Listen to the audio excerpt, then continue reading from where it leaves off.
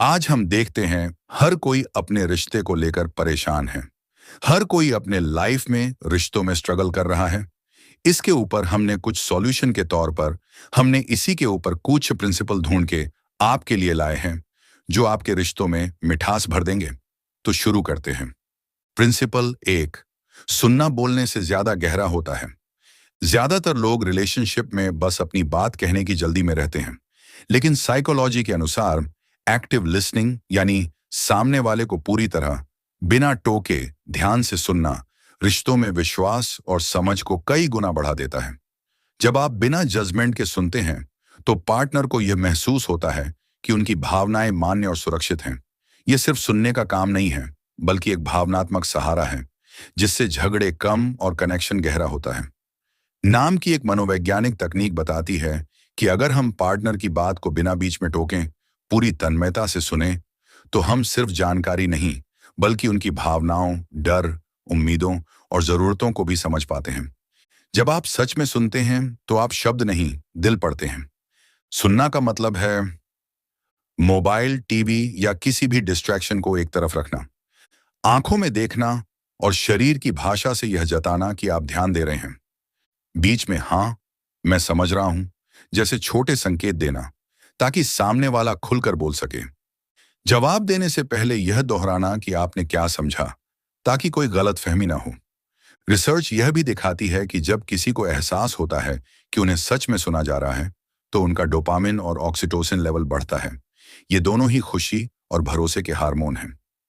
जीवन में असर, अगर आप यह आदत बना लें कि हर संवेदनशील बातचीत में पहले सुनेंगे फिर बोलेंगे, तो झगड़े घटेंगे, समझ बढ़ेगी और रिश्ते में एक गहरी इमोशनल सेफ्टी बन जाएगी। धीरे धीरे आपका पार्टनर आपको सिर्फ अपना हमसफर नहीं बल्कि अपना सेफ स्पेस मानने लगेगा। प्रिंसिपल दो, जवाब देने से पहले महसूस करो। तेज जवाब रिश्ते बिगाड़ते हैं, समझ कर बोले शब्द रिश्ते बनाते हैं। बहुत बार हम झगड़े में या गुस्से में तुरंत जवाब दे देते हैं, जो बाद में रिश्ते को चोट पहुंचाता है। इमोशनल रेगुलेशन के अनुसार किसी भी संवेदनशील स्थिति में 10 से 15 सेकंड रुककर अपनी भावनाओं को पहचानना और फिर बोलना रिश्ते में सम्मान बनाए रखता है। यह रुकने का छोटा सा कदम गलतफहमी और कटु शब्दों से होने वाले गहरे घावों को रोक सकता है। हमारे दिमाग में अमिगडाला, भावनाओं का केंद्र, और प्रीफ्रंटल कॉर्टेक्स, सोचने और निर्णय लेने का केंद्र, अलग अलग काम करते हैं।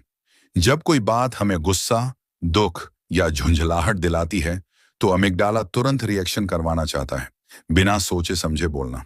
पर यही वह पल है जब रिश्ते में चोट लगती है। इमोशनल रेगुलेशन की साइकोलॉजी कहती है कि अगर आप सिर्फ 10 से 15 सेकंड रुककर अपनी भावनाओं को पहचान लें, मैं अभी गुस्से में हूं, और फिर सोचें कि आपको कैसा जवाब देना चाहिए, तो आप नुकसान पहुंचाने वाले शब्दों से बच सकते हैं।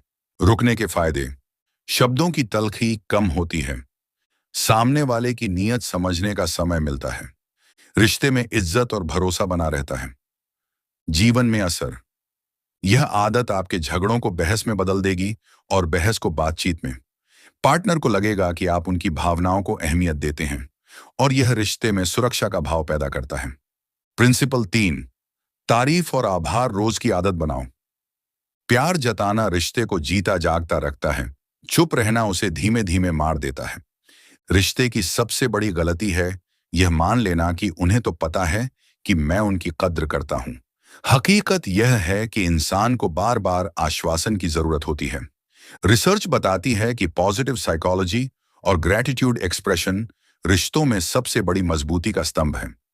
जब आप रोज छोटी छोटी बातों के लिए भी आभार जताते हैं, तुमने ये किया, मुझे अच्छा लगा, या तुम हो, ये मेरी खुशकिस्मती है, जैसे आज तुम्हारी मुस्कान ने मेरा दिन बना दिया, तो पार्टनर के दिमाग में ऑक्सीटोसिन और डोपामिन जैसे हैप्पी हार्मोन्स रिलीज होते हैं, जो प्यार को ताजा रखते हैं। पार्टनर के अंदर अपनेपन और महत्व का एहसास कई गुना बढ़ता है। इससे रिश्ते में पॉजिटिव माहौल बनता है और नकारात्मक सोच का असर कम होता है। आभार जताने के तरीके, रोज कम से कम एक सच्ची तारीफ देना, किसी छोटे काम के लिए भी धन्यवाद कहना, लिखकर या मैसेज में अचानक तुम मेरे लिए खास हो भेजना। जीवन में असर, यह आदत पार्टनर को यह महसूस कराएगी कि उनकी मौजूदगी और प्रयास आपके लिए मायने रखते हैं। नतीजतन रिश्ते में पॉजिटिविटी बढ़ेगी और शिकायतें कम होंगी। प्रिंसिपल 4, गलत होने पर माफी को कमजोरी मत समझो। माफी ईगो की हार नहीं, रिश्ते की जीत है। कई लोग सोचते हैं कि माफी मांगना हार मानने जैसा है, लेकिन साइकोलॉजी कहती है कि यह रिश्ते में परिपक्वता और भावनात्मक ताकत का संकेत है। एपोलॉजी एक्सेप्टेंस मॉडल के अनुसार ईमानदारी से माफी मांगना पार्टनर को यह संदेश देता है कि आप रिश्ते को अपनी ईगो से ऊपर रखते हैं।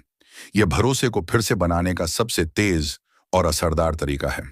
माफी मांगने का असली असर तब होता है जब इसमें 3 बातें हों। पहली, गलती स्वीकारना, हाँ, मुझसे यह गलती हुई। दूसरी, जिम्मेदारी लेना, यह मेरी चूक थी और मैं इसे सुधारना चाहता हूं।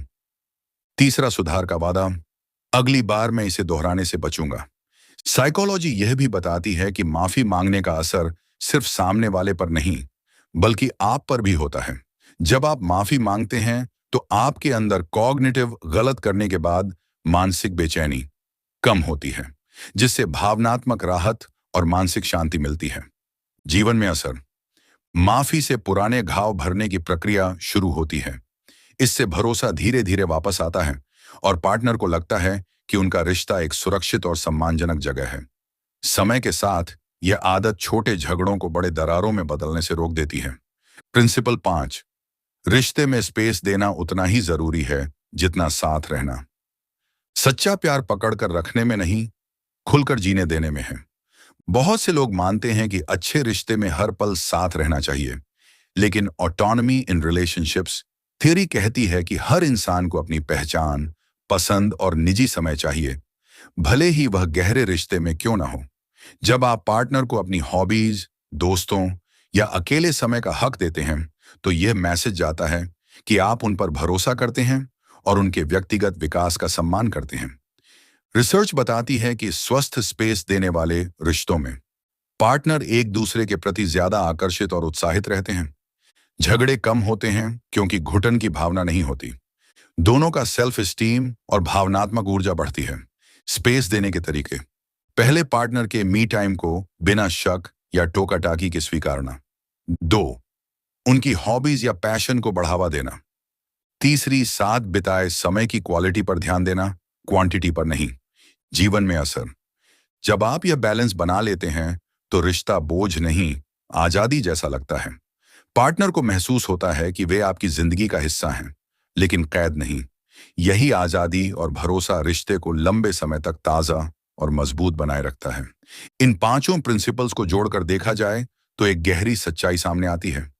रिश्ता तभी फलता फूलता है जब उसमें समझ, संयम, आभार, विनम्रता और भरोसा हो। समझ हमें सिखाती है कि हर इंसान की भावनाएं अलग हैं और उन्हें जगह देनी चाहिए। संयम हमें बचाता है उन लम्हों से जब गुस्सा या अहंकार रिश्ते को चोट पहुंचा सकता है। आभार रिश्ते में मिठास बनाए रखता है और नकारात्मकता को कम करता है। विनम्रता माफी के रूप में सामने आती है जो पुराने घावों को भरती है। भरोसा वह धागा है जो स्पेस और साथ के बीच संतुलन बनाए रखता है। रिश्ते में यह 5 गुण सिर्फ टिप्स नहीं, बल्कि जीने का तरीका है। इन्हें अपनाने का मतलब है, मैं अपने रिश्ते को रोज सींचूंगा, चाहे हालात जैसे भी हों। अगर आप चाहते हैं कि आपका रिश्ता लंबा और सुखद हो, तो यह मत सोचिए कि बस सही इंसान मिलने से सब अपने आप अच्छा हो जाएगा। सही इंसान मिलना शुरुआत है, लेकिन सही आदतें बनाना असली सफलता है। ये 5 प्रिंसिपल्स आपको यह ताकत देते हैं कि चाहे मुश्किल समय हो या खुशियों का दौर, आप अपने रिश्ते को सुरक्षित, मजबूत और सुंदर बनाए रख सकें। याद रखिए, रिश्ते में जीतने का मतलब बहस में जीतना नहीं, बल्कि एक दूसरे को खोने से बचाना है। प्यार जताने में, सुनने में, माफी मांगने में और स्पेस देने में कभी कंजूसी न करें। यही वह सही राह है जो आपको और आपके रिश्ते को सच्चे सुख की मंजिल तक ले जाएगी। ये कुछ प्रिंसिपल हमने आपके लिए principle of love psychology book से लिए हैं। अगर आपको इसका पीडीएफ चाहिए तो आप हमें कमेंट करके बताइए और आपको ये प्रिंसिपल कैसे लगे। आगे आपको कौन से टॉपिक पर वीडियो चाहिए, कमेंट करके जरूर बताएं। साथ ही हमारा चैनल सब्सक्राइब करें और बेल आइकॉन जरूर प्रेस करें ताकि हमारे नए वीडियो आपके पास सबसे पहले पहुंच सके। धन्यवाद।